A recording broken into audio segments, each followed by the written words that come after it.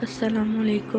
کمرے میں night lamp کی نیلی روشنی پھیلی ہوئی تھی۔ چھوٹی بیٹی مہک اپنے بستر پر بے خبر سو رہی تھی، لیکن ثانیہ کا بستر خالی تھا۔ میں نے نظر گھمائی تو خیمے میں روشنی نظر آئی، ساتھ ہی بچی کا سایہ بھی تھا۔ میں خیمے کی طرف گئی اور نیچے بیٹھ کر اسے کھولنے لگی۔ ثانیہ ساتھ ہی میں نے دھیرے سے کہا، آپی میں یہاں ہوں۔ مجھے اپنے پیچھے سے آواز آئی۔ میں نے بیٹھے بیٹھے گردن گھما کر دیکھا تو ثانیہ بیڈ کے نیچے تھی۔ اس نے اشارہ کیا کہ وہ خیمے میں نہیں ہے۔ میرا دماغ چکرا کر رہ گیا۔ میں نے آگے بڑھ کر خیمہ کھول دیا، اس میں کوئی نہ تھا، ٹارچ جل رہی تھی۔ میں گھبرا کر اٹھ کھڑی ہوئی، مجھے کچھ سمجھ نہیں آ رہا تھا۔ میں نے مہک کو سوئے ہوئے ہی گود میں اٹھایا اور ثانیہ کا ہاتھ پکڑ کر نیچے اترتی چلی گئی، مگر ثانیہ نے ہاتھ چھڑا کر واپس اوپر کی طرف جانا چاہا۔ میں نے اسے رکنے کو کہا۔ مہک کو صوفے پر لٹا کر میں نے اسے بلایا۔ میں واپس جا رہی ہوں سونے کے لیے، اس نے کہا اور سیڑھیاں چڑھنے لگی۔ وہ ڈیانا تھی میری فرینڈ، اس نے کہا۔ میں سناٹے میں رہ گئی۔ تم بستر کے نیچے کیوں تھی؟ میں نے پریشانی سے پوچھا۔ اس کی مما آ گئی تھی، وہ مجھے اچھی نہیں لگتی، ڈراتی ہیں، وہ نارمل انداز میں بتا رہی تھی۔ میرا دماغ چکرا رہا تھا۔ خیمے میں ضرور کوئی تھا، کون تھا وہ، یا میرا وہم تھا؟ مجھے کچھ سمجھ نہیں آ رہی تھی۔ اس دوران ثانیہ اوپر چلی گئی اور میں ساکت بیٹھی چھوٹی کو دیکھتی رہ گئی۔ جو کچھ بھی تھا اس کا واسطہ اوپر کی منزل سے تھا، میرا وہم تھا یا حقیقت؟ ثانیہ کو نیچے لے آتی ہوں جب تک ان کے والدین نہیں آ جاتے، یہ سوچ کر میں ایک نظر سوئی ہوئی مہک پر ڈال کر اوپر جانے لگی۔ راہداری روشن تھی۔ دائیں جانب کے کمرے کا دروازہ کھلا تھا۔ یہ وہی کمرہ تھا جہاں جاوید صاحب کی والدہ رہتی تھی۔ یہ کمرہ اس دن سے ہمیشہ بند تھا جب سے چھوٹی بیٹی مہک وہاں باتیں کرنے لگی تھی۔ یہ دروازہ کیوں کھول دیا ثانیہ نے؟ یہ سوچتی میں کمرے کے پاس آ گئی۔ ثانیہ کہاں ہو آپ؟ میں نے آواز دی، ساتھ ہی دروازہ کھولا۔ کمرے میں اندھیرا تھا۔ میں نے لائٹ کا بٹن تلاش کیا، بٹن دباتے ہوئے میں نے الماری میں آہٹ سنی۔ کمرہ خالی تھا۔ کمرے کے وسط میں بیڈ بچھا تھا، اس کے سامنے والی دیوار میں ایک بڑی کھڑکی تھی۔ بیڈ کے دوسری طرف ایک دیوار گیر الماری تھی، آہٹ وہیں سے سنائی دی تھی۔ میں پریشانی سے الماری کی طرف گئی۔ ثانیہ آپ یہاں ہو؟ میں نے اس کے ہینڈل کو چھوا، اسی وقت میرے پاؤں پر کسی نے ہاتھ رکھا۔ ثانیہ ہمیشہ بیڈ کے نیچے چھپ کے کھیلتی تھی۔ میں نے دیکھے بنا کہا، یہ کھیلنے کا وقت نہیں ہے۔ اسی دم پیچھے سے آواز آئی، آپی میں یہاں ہوں۔ میں نے جھٹکے سے مڑ کر دیکھا تو ثانیہ دروازے میں کھڑی تھی۔ تو یہ ہاتھ کس کا تھا؟ میں نے نیچے دیکھا تو ایک سفید سا بازو نظر آیا اور میرے حلق سے چیخ نکل گئی۔ میں بری طرح دوڑتی ہوئی نیچے آ گئی۔ ثانیہ میرے ساتھ تھی۔ میں اس گھر میں نہیں رہ سکتی، مجھے جانا ہوگا۔ چلو بچوں ہمیں جانا ہوگا ابھی، میں نے ثانیہ سے کہا اور مہک کو اٹھانا چاہا، مگر صوفہ خالی تھا، مہک وہاں نہیں تھی۔ مہک کے غائب ہو جانے سے میری حالت غیر ہو گئی۔ میں چیخ چیخ کر اسے آوازیں دینے لگی۔ ثانیہ بھی ڈر گئی تھی۔ مجھے کوئی جواب نہ ملا تو میں صوفے پر گر کر رونے لگی۔ میرا ذہن معاف ہو گیا تھا۔ ثانیہ مجھ سے لگ کر رونے لگی۔ اسے روتا دیکھ کر میں نے خود کو سنبھالا۔ مجھے ہمت کرنی ہوگی، ایسے کچھ نہیں ہو سکتا تھا۔ میں ان بچوں کی نگران تھی، میں انہیں کچھ نہیں ہونے دے سکتی تھی۔ چاہے کچھ بھی ہو جائے، مجھے بچوں کی حفاظت کرنی ہوگی۔ میں نے آنسو پونچھ ڈالے، ثانیہ کو ساتھ لپٹا لیا، اس کو تسلی دی اور کہا کہ ہمیں مہک کو ڈھونڈنا ہے، ہم اسے پورے گھر میں تلاش کریں گے۔ وہ کہیں نہیں جا سکتی، وہ یہیں ہوگی اسی گھر میں۔ یہ سب سمجھانے کے بعد ہم نے مہک کو ڈھونڈنا شروع کر دیا۔ نیچے ڈرائنگ روم اور ٹی وی لاؤنج کے علاوہ ایک اسٹڈی روم بھی تھا۔ میں وہاں گئی، ثانیہ بھی میرے پیچھے پیچھے تھی۔ پورا کمرہ خالی تھا، وہاں کوئی نہ تھا۔ میں نے مہک کو آواز دی مگر کوئی جواب نہ ملا۔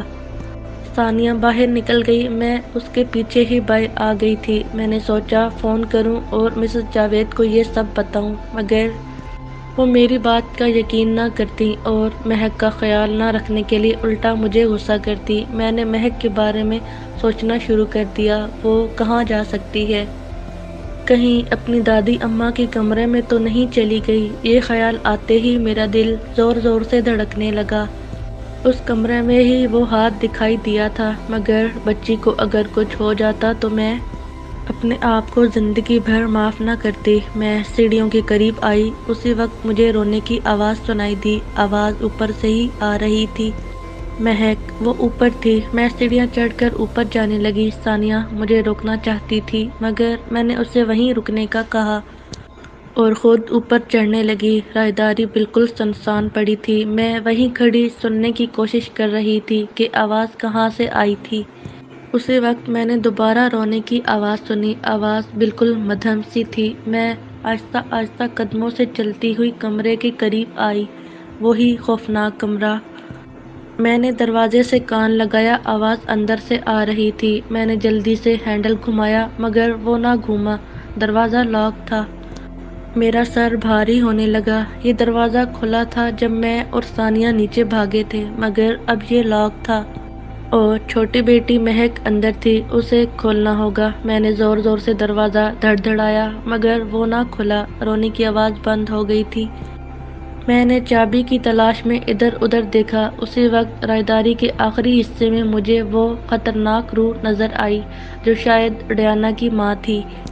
اس منظر کی یاد مجھے عمر بھر دہلاتی رہے گی۔ وہ ایک عورت تھی، مگر اس کا چہرہ بگڑا ہوا تھا، آنکھیں بالکل سفید اور لباس سفید جس پہ خون کے دھبے سیاہ ہو چکے تھے۔ اس نے مجھے دیکھا اور خوف سے میری حالت خیر ہونے لگی۔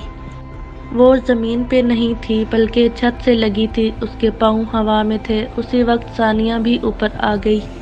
اس نے ایک پلک شگاف چیخ ماری اور میرا دل جیسے دھڑکنا بھول گیا۔ میری آنکھوں کے سامنے اچانک اس کمرے کا دروازہ کھلا اور ثانیہ ایک جھٹکے سے اس میں چلی گئی۔ دروازہ دوبارہ بند ہو گیا۔ نہیں، تم ایسا نہیں کر سکتی، میری چیخ گلے میں گھٹ کر رہ گئی۔ میں دروازے کی طرف بھاگی۔ اسی وقت وہ میرے کان کے قریب چلائی، لیو از الون، ہمیں اکیلا چھوڑ دو۔ وہ تو میرے پیچھے کھڑی تھی۔ مجھے ایک زوردار جھٹکا لگا اور میں ہوا میں اڑ کر سیڑھیوں سے ٹکرائی اور لڑھکتی ہوئی سیڑھیوں سے نیچے جا گری۔ میرا سر سیڑھی سے ٹکرایا اور آنکھوں کے سامنے اندھیرا چھا گیا۔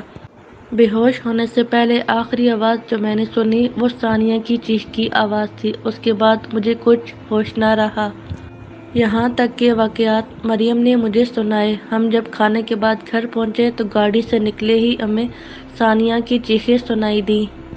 میں اور میرے شوہر گاڑی بند کرنا بھول کر گھر کے اندر بھاگے۔ دیکھا تو مریم سیڑھیوں کے نیچے بے ہوش پڑی تھی اور اس کے ماتھے سے خون بہہ رہا تھا۔ ثانیہ اور مہک اوپر چلا رہی تھی، ساتھ ہی دروازہ بجنے کی آوازیں بھی آ رہی تھیں۔ ہمیں کچھ سمجھ نہیں آیا کہ یہ کیا ہوا تھا۔ مریم کی حالت کافی خراب تھی۔ میرے شوہر نے ایمبولینس کا فون کیا اور میں اوپر بھاگی۔ اوپر پہنچی تو دیکھا کہ میری ساس کے کمرے سے بچوں کی آوازیں آ رہی تھیں۔ میں نے ہینڈل گھمایا تو دروازہ کھل گیا۔ اندر دونوں بچیاں بند تھیں۔ رو رو کر برا حال تھا۔ ثانیہ کے بائیں گال پہ نیل پڑا تھا اور ہونٹ بھی پھٹا ہوا تھا۔ اس نے مجھے دیکھا تو روتی ہوئی مجھ سے لپٹ گئی۔ مہک زمین پہ لیٹی تھی، اس کے ہاتھ میں ایک ڈائری تھی۔ میں نے اسے گود میں لیا اور نیچے آ گئی۔ مریم کے لیے ایمبولینس آ گئی تھی، وہ ابھی تک بے ہوش ہی تھی۔ ثانیہ اسے دیکھ کر آپی آپی چلانے لگی۔ آپی کو کیا ہوا؟ وہ مجھ سے پوچھ رہی تھی۔ میری سمجھ میں کچھ نہیں آ رہا تھا۔ ہم سب ہسپتال چلے گئے۔ مریم کی والدہ کو اطلاع دے دی گئی تھی، وہ بھی وہاں آ گئی تھی۔ ڈاکٹروں نے بتایا کہ مریم کو گہری چوٹیں نہیں ہیں، وہ جلد ٹھیک ہو جائے گی، اور ثانیہ کو بھی دوا دی۔ ثانیہ نے مجھے بتایا کہ دادی اماں اسے کمرے میں لے گئی تھی اور مہک کو بھی۔ ہم نے وہاں یہی کہا کہ دونوں سیڑھیوں سے گر گئی تھی۔ مہک کے پاس جو ڈائری تھی وہ میری ساس مرحومہ کی تھی۔ اس کو پڑھا تو معلوم ہوا کہ اس گھر میں کئی سال پہلے ایک ماں بیٹی کو قتل کر دیا گیا تھا۔ پولیس کو قاتل کا سراغ نہ مل سکا تھا۔ بعد میں معلوم ہوا کہ باپ ہی ان دونوں کا قاتل تھا۔ ان کی روح اب تک وہیں تھی، وہ وہاں کسی کو آباد نہیں دیکھ سکتی تھی۔ میری ساس نے ایک روحانی عمل کے ذریعے ان کو اپنے کمرے تک محدود رکھا تھا، مگر ان کی وفات کے بعد وہ بچیوں پہ حاوی ہونے لگی تھی۔ دوسرے روز مریم نے جب یہ سب واقعات سنائے تو مجھے اپنی ساس کی بات یاد آئی کہ یہاں سے چلے جانا، یہاں مت رکنا۔ مریم نے جو کیا میں اس کا بدلہ نہیں دے سکتی تھی، اس نے اپنی جان کو خطرے میں ڈالا تھا۔ ہم نے اسی ہفتہ مکان بدل لیا۔ اس عرصے میں بچوں کے ساتھ ایک ملنے والے کے گھر رہی۔ میری بچیاں اور مریم آج بھی بہت اچھے دوست ہیں اور مریم اور اس کی والدہ ہمارے گھر کے فرد کی طرح ہیں۔